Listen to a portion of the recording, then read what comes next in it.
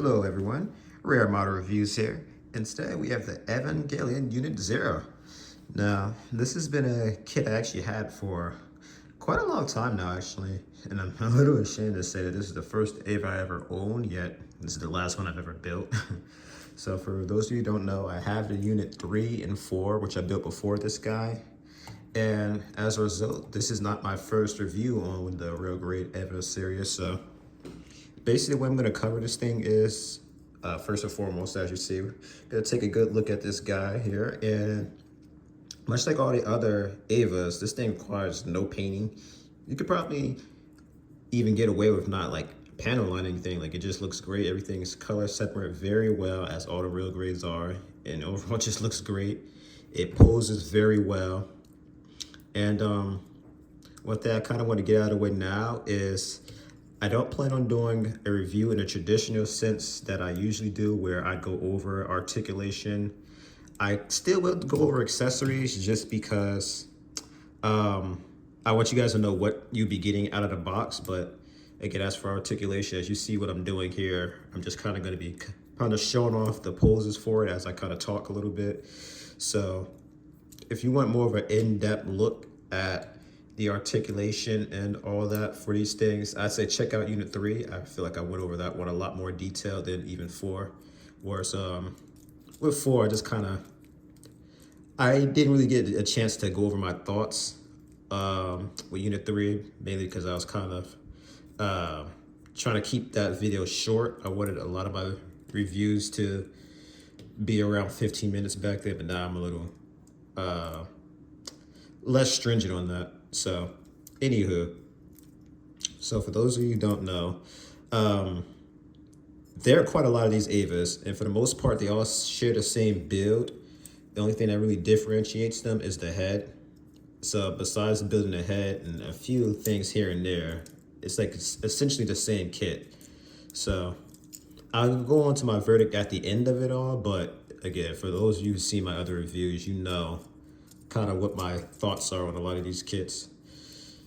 So anyway, this is the DX version of Unit-0. Again, for those of you who don't know, there are two different forms of Evas. There's the standard release, which just comes with the kit and some of the basic accessories. And there's the DX, which is kind of like, it's basically a deluxe version of it, where it comes with a special accessory or accessories in some cases. So the DX version of this guy came with the positron cannon, which I'll get into later. And then the first one that ever had the DX was of course, Unit 1. And that came with like the platform and the AT field effects.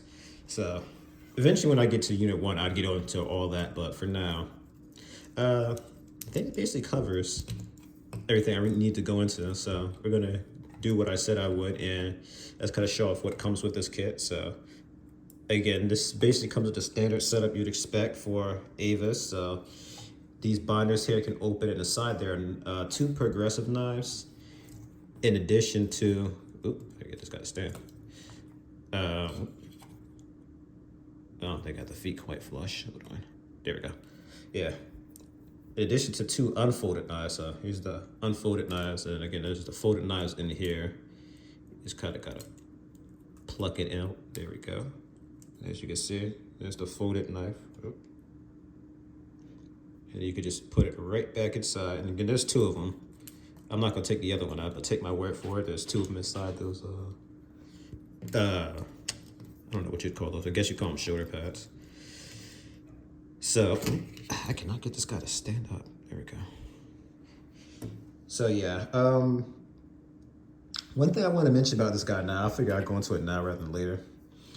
It has a very interesting build to it, where you can choose to build which version you want of Unit-0. So you can do the model production version, which I have here.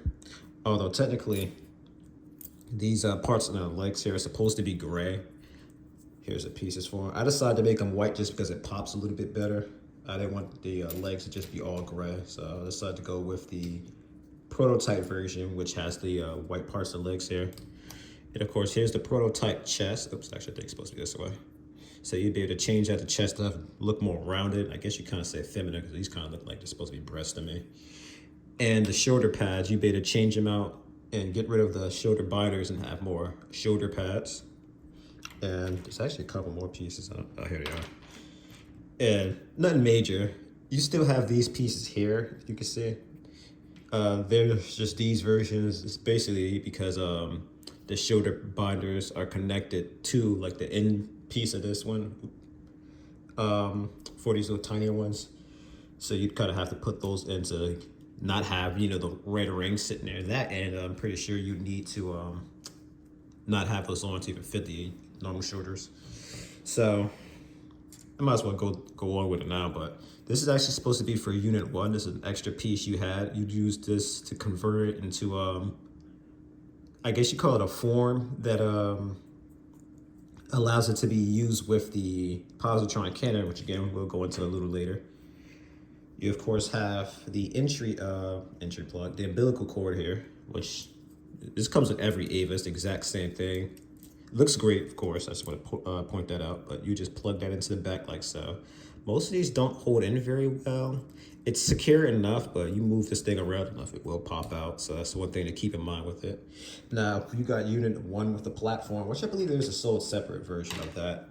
Maybe for the positron cannon too, but don't quote me. You would be able to go ahead and plug that back piece of umbilical cord into that. So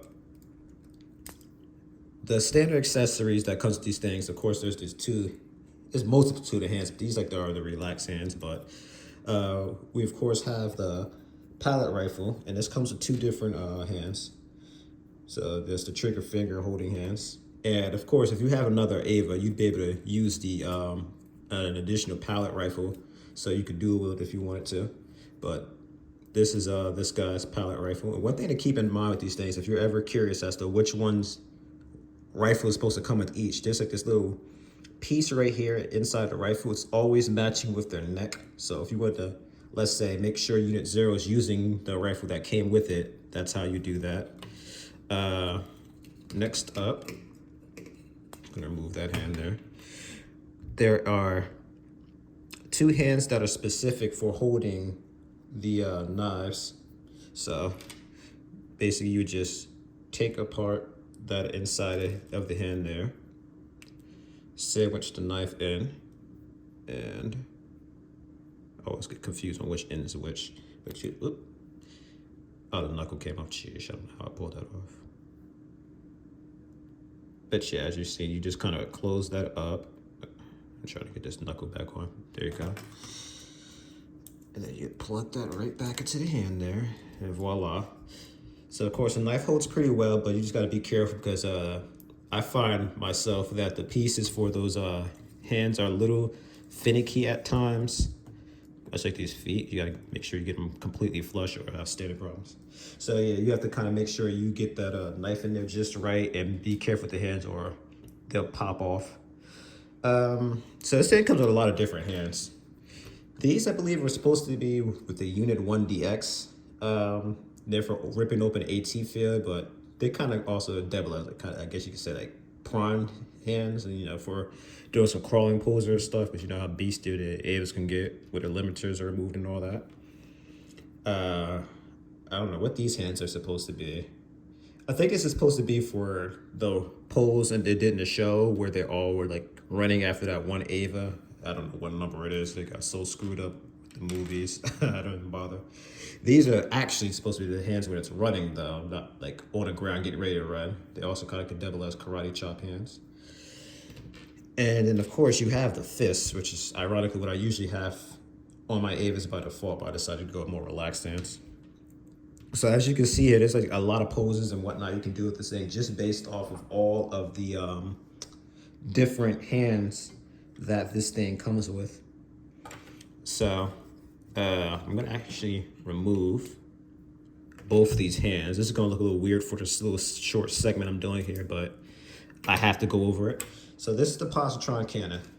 This is what comes with Unit 0, but this is for Unit 1. Now, technically, you can use this on Unit-0. However, it's going to look a little awkward. But one thing I wanted to mention, I felt it kind of interesting.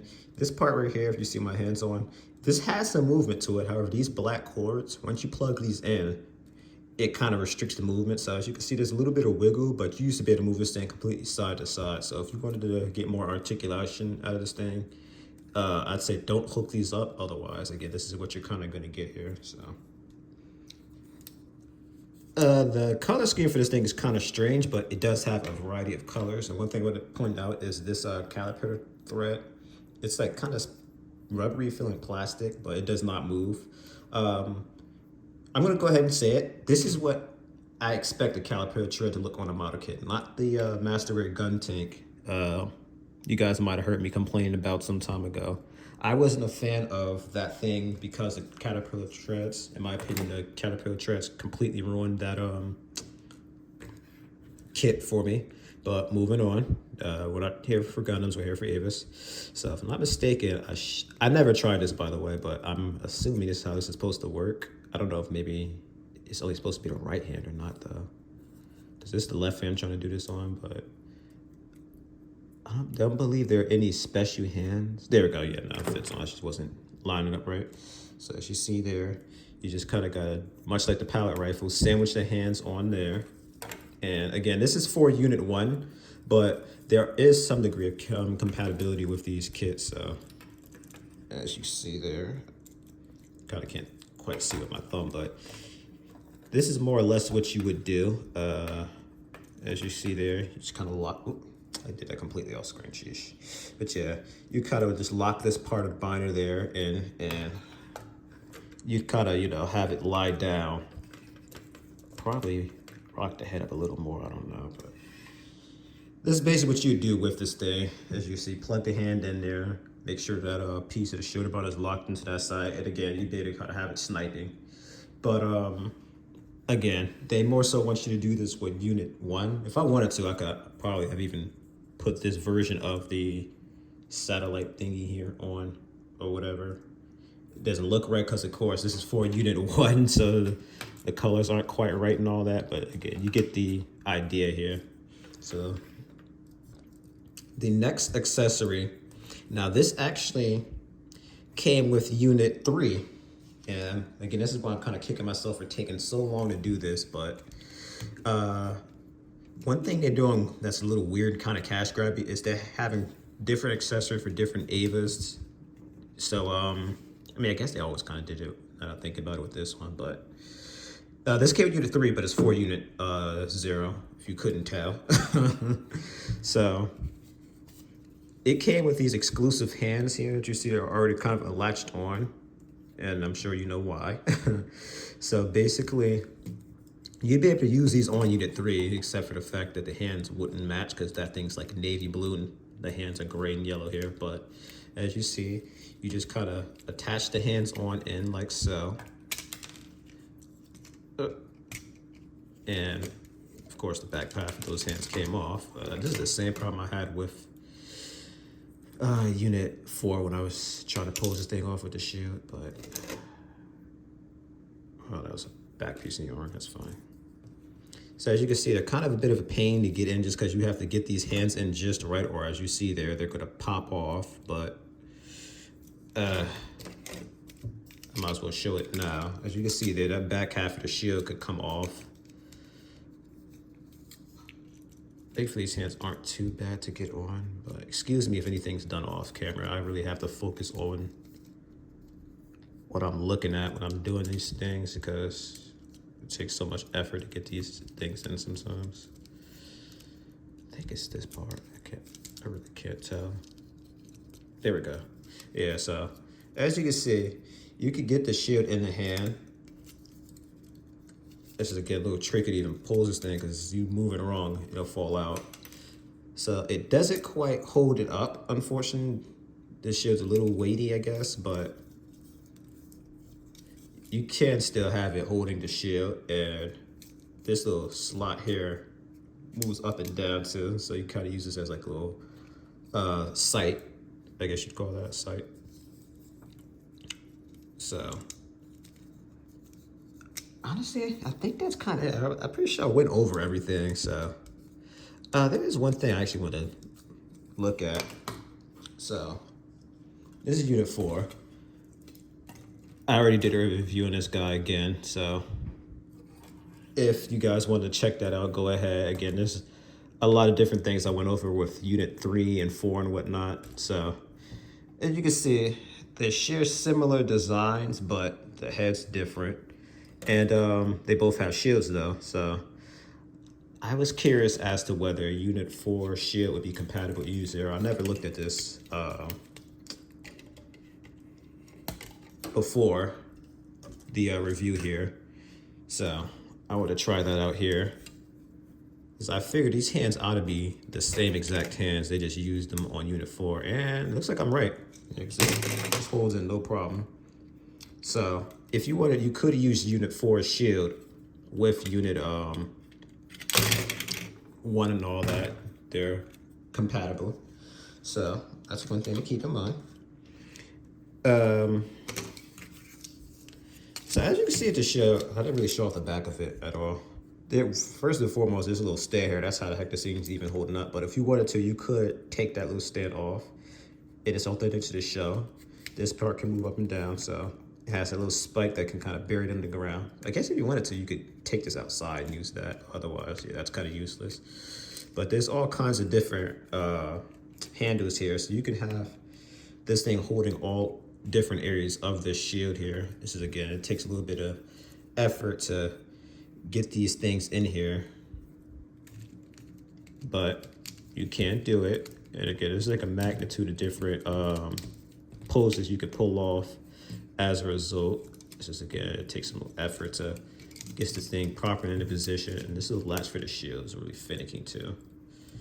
I might have to pull this down though. So, I mean, the shield's a little bit of a pain to deal with, because again, you have to have this shield hold up and not fall. These hands don't stay in very well at all, as you can see. They constantly want to fall off, and this is something that's a pain to do on camera and whatnot, because I'm trying to get this thing in a good pose so you guys can see what I'm doing, while at the same time getting it in position without stuff falling off. So it takes a lot of effort, but it's a little easier again if you're not me doing this on camera. But I guess I'll kind of play around with this while I give the verdict. I'll do that because I'll be here all day trying to pull this off. I was kind of aiming for a 15-minute review for this kit, honestly, because I didn't feel like I needed to stretch this out too long. But I'm going to try to just say my verdicts and end this around a 20-minute mark, just so we're not sitting here watching me fumble around this thing, saying nothing really. But I'm going to give this thing a score I give all my Evas. I'm going to definitely recommend it. You get to a more simpler Eva, like let's say Unit 1. You don't have any of these annoyances to deal with. You know, you trying to pose this thing and going through all these issues. So Unit 1's a bit more simpler. Unit 8 too. I don't have Unit 8, at least not Bandai's Unit 8. I have the Unit 8 Gamma from Kotobukiya. So again, if I should have brought that down, honestly, but I reviewed that a while ago. So if you're curious about that, check it out on my channel. I highly recommend that as well. But again, the Bandai Evas are great. They look great. They pose great.